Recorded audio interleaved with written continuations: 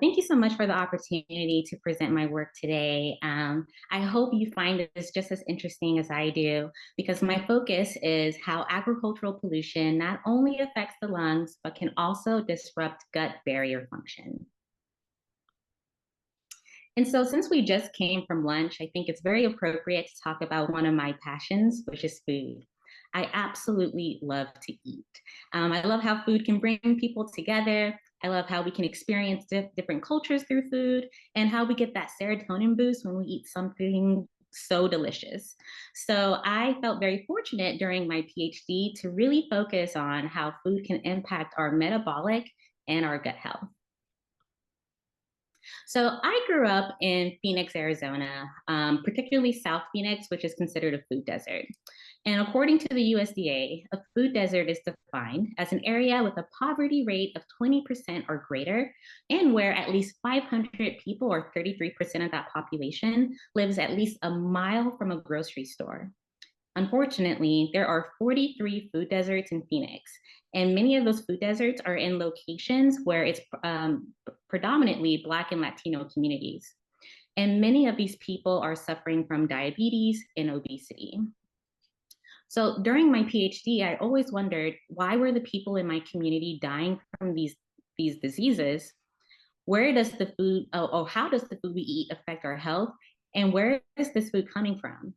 And then when I moved to Riverside, California from Arizona, I had the opportunity to really focus on how food production emissions can affect metabolic and gut health as well. And so this really got me into agriculture, food production, as well as pollution. And so, just in case you aren't familiar with agriculture, it's basically the art and science of cultivating soil, growing crops, and raising livestock. And so this can include the preparation of plant and animal products for people to use and eat, and then the distribution to markets for sale. But in terms of sale values, California leads the country as the largest producer of agricultural products. And so this can include livestock and crops. But what I found really interesting when conducting my research at UCR is that in about 2050, the Food and Agricultural Organization predicted that the world's population will increase to 9.1 billion people. So, what does that mean? That means that we also have to increase food production. And so they expect that to increase by 70%. When there's an increase in food production, there's also an increase in pollution. And so a lot of that pollution is coming from livestock farms. And so there have been reports of adverse health effects in relation to livestock farm emissions, such as ammonia, and in what is of interest to me, particulate matter and dust. And so just from that alone, we know that agriculture can be a very hazardous industry. And unfortunately, it impacts some of California's most disadvantaged workers, which are farmers.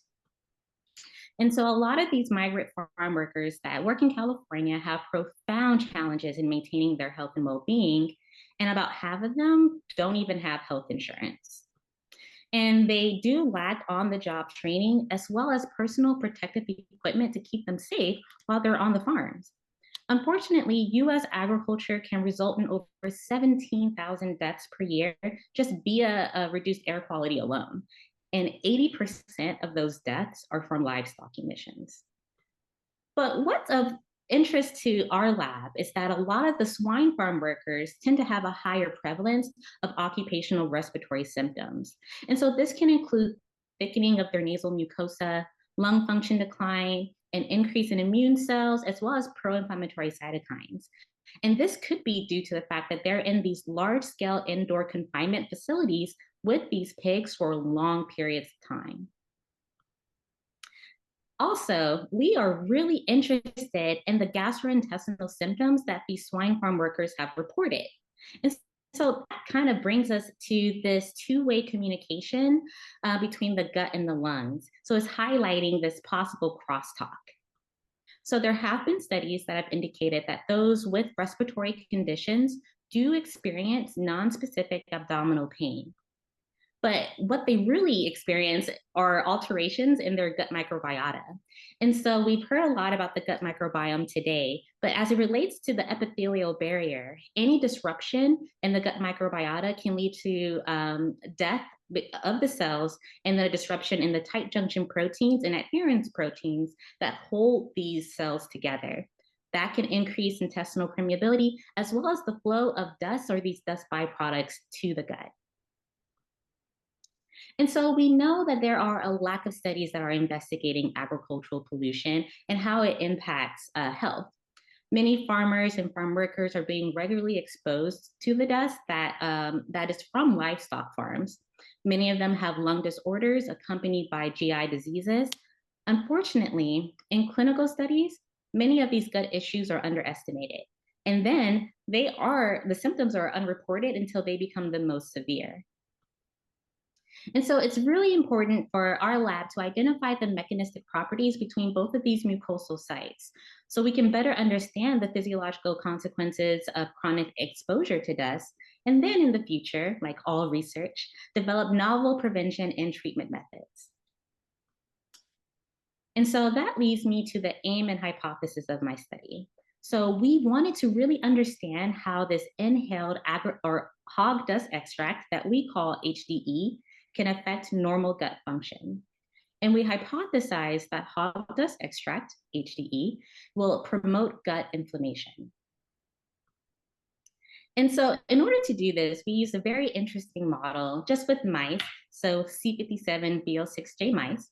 We intranasally exposed them to PBS or HDE for 15 days. And so when I say intranasally exposed, we just took a pipette tip and have them breathe in the dust or the saline as we put the pipette tip to their nose. Following the very last exposure, we gavaged the mice with probes that allow us to examine intestinal permeability. We collected bronchoalveolar lavage fluid and tissues for further examination.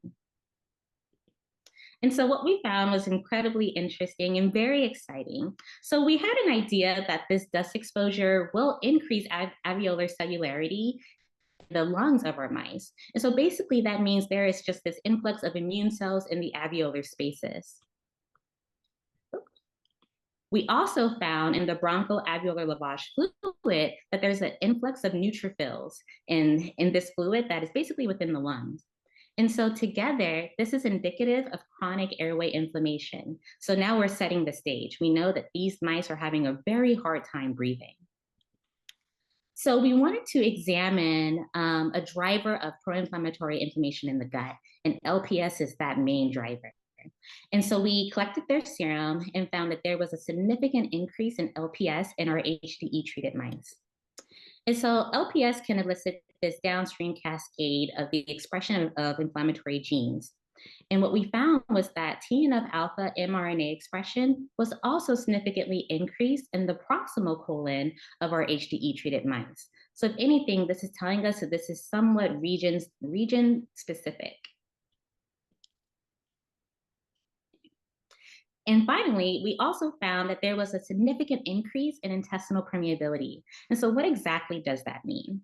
So basically, we gavaged the mice with this probe, pitsidextrin, which is a 4 kilodalton molecule.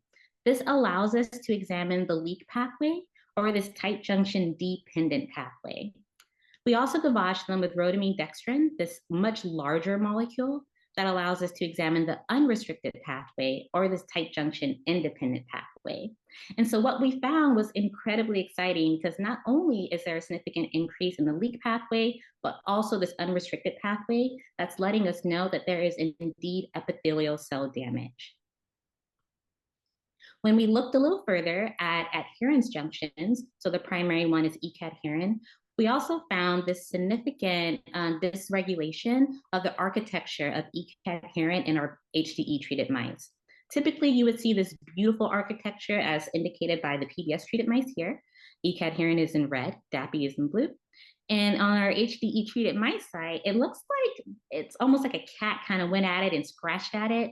There's mislocalization of E-cadherin, and it's just all over the place. And again, these are one of these defects that can also increase intestinal permeability in our mice. But not only that, of course, we had to look at the gut microbiome. What study wouldn't be complete without it? And so, what we found was really interesting. We tend to see this reduction of Akkermansia muciniphila in our HDE treated mice. And of course, Akkermansia muciniphila is this beneficial species. So, it can help prevent the development of metabolic endotoxemia. So, if I could just remind you for a second, we did see the significant increase in serum endotoxins in the serum or in the serum of our HDE treated mice. And so we're thinking that these two are related in some way, and it could be possible for acromantia to be a treatment to reverse the effects of HDE exposure. And so in summary, I just wanted to just provide this very simplistic way of thinking about this is that HDE exposure can induce airway inflammation as well as increase markers of intestinal inflammation in the gut.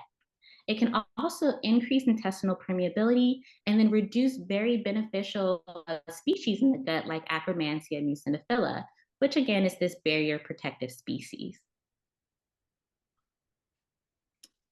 And finally, what we have here is just some final questions that I have for my own lab.